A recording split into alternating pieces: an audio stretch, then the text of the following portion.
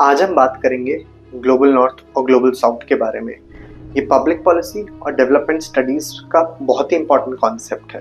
हालांकि आप नाम पढ़ के अंदाजा लगा पा रहे होंगे कि it has something to with the geographical location, but public policy और डेवलपमेंट स्टडीज में यह टर्म अपने पॉलिटिकल या डेवलपमेंट सेंस में यूज होता है। तो आइए जानते हैं कि ग्लोबल नॉर्थ और ग्लोबल साउथ क्या होता है। तो अगर हम हिस्ट्री और वर्ल्ड पॉलिटिक्स की बात करें तो हमेशा से वर्ल्ड को, नेशंस को किसी न किसी तरीके से कैटेगराइज करने की कोशिश की गई है। कभी ये कैटेगराइजेशन नेशंस की इकोनॉमिक पावर के बेसिस पे किया गया, कभी उनकी पॉलिटिकल स्ट्रेंथ के बेसिस पे किया गया, कभी इस बेसिस पे किया गया कि कोल्ड वॉर के टाइम पे कौन सी कंट्री कौन से पावर एक्सेस को सपोर्ट कर रही थी। इसी तरीके से 21st सेंचुरी के मिडिल में पॉलिटिकल साइंटिस्ट ने कंट्रीज को फर्स्ट, सेकेंड और थर्ड वर्ल्ड कंट्रीज के रूप में कैटेगराइज किया। फर्स्ट वर्ल्ड की कंट्रीज वो कंट्रीज थी जो कैपिटलिज्म की आइडियोलॉजी में बिलीव रखती थी और इकोनॉमिकली पावरफुल थी, रिच थी। वहीं सेकेंड वर्ल्ड कंट्रीज सोशलिज्म या कम्युनिज्म के प्रिंसिपल्स पे चल रही थी और इकोनॉमिकली शायद से उतना रिच या पावरफुल नहीं थी। और थर्ड वर्ल्ड कंट्रीज जनरली उस टाइम पे पुअर कंट्रीज थी और कॉलोनियल रूल के अंडर थी। बट ये फर्स्ट, सेकेंड और थर्ड वर्ल्ड कंट्रीज का जो कैटेगराइजेशन था ये पॉलिटिकल साइंटिस्ट को बहुत टाइम तक पसंद नहीं आया और उन्होंने बोला कि एक डिग्निफाइड तरीका नहीं है कि हम कंट्रीज को अमीरी और गरीबी के बेसिस पे डिवाइड कर रहे हैं, उनकी कॉलोनियल रूल के बेसिस पे डिवाइड कर रहे हैं। और इसी कारण 21वीं सेंचुरी के एंड तक ये क्लासिफिकेशन बहुत हद तक यूज होना बंद हो गया था। इसी टाइम के दौरान पॉलिटिकल साइंटिस्ट ने हमें ग्लोबल नॉर्थ और ग्लोबल साउथ का कैटेगराइजेशन दिया। अब इस कैटेगराइजेशन को समझने के लिए हम ग्लोबल नॉर्थ ब्लॉक की जो कंट्रीज हैं उनकी कैरेक्टरिस्टिक्स को पहले जानते हैं। ग्लोबल नॉर्थ की जो कंट्रीज हैं वो अक्सर रिच और इकोनॉमिकली पावरफुल कंट्रीज मानी जाती हैं। इसी के साथ साथ वो पॉलिटिकली भी काफ़ी रोबस्ट हैं और पॉलिटिकली भी काफ़ी स्ट्रॉन्ग हैं। इसी के साथ साथ उनका रिसोर्सेस पे ज़्यादा कंट्रोल है या एक्सेस है। वो टेक्नोलॉजिकली भी काफ़ी एडवांस हैं, कल्चरली भी शायद से ज़्यादा प्रोग्रेसिव हैं। उनके यहाँ इन्वेस्टमेंट और प्राइवेट कॉरपोरेशंस भी ज़्यादा है। अब इसका ठीक अपोजिट हमारी ग्लोबल साउथ ब्लॉक की कंट्रीज़ हैं। ग्लोबल साउथ की कंट्रीज़ जो हैं वो ज़्यादातर डेवलपिंग कंट्रीज़ हैं।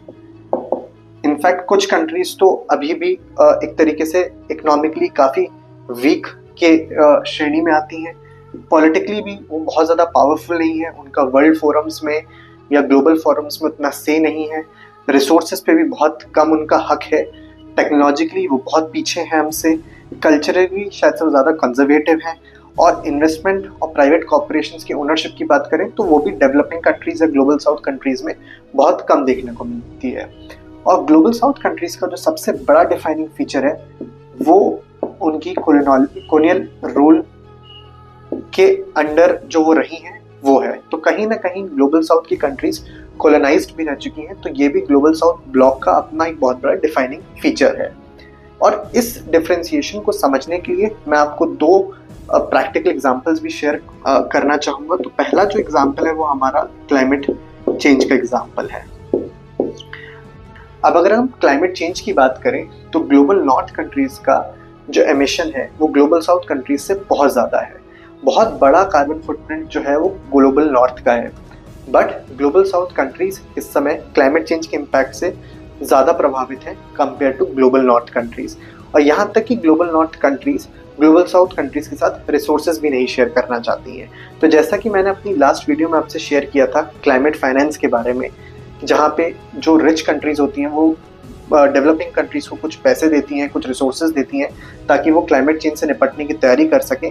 ऐसे में global north countries global south countries के साथ वो रिसोर्सेज, वो पैसे, वो इन्वेस्टमेंट शेयर करने के लिए भी राजी नहीं है।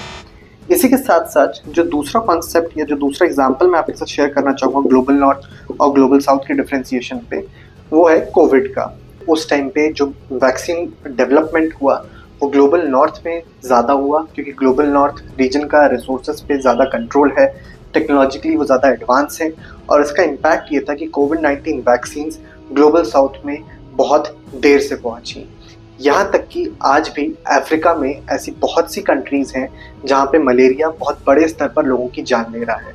क्यों? क्योंकि जो ज़्यादातर वैक्सीन्स हैं वो ग्लोबल नॉर्थ रीजन में बन रही हैं और शायद से अफ्रीकन कंट्रीज़ उनको अफोर्ड नहीं कर सकती हैं।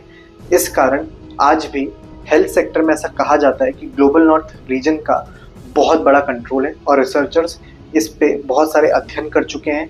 पर आज भी देखा जाए तो ग्लोबल नॉर्थ रीजन का health as a commodity, health as a resource पे ज़्यादा कंट्रोल है।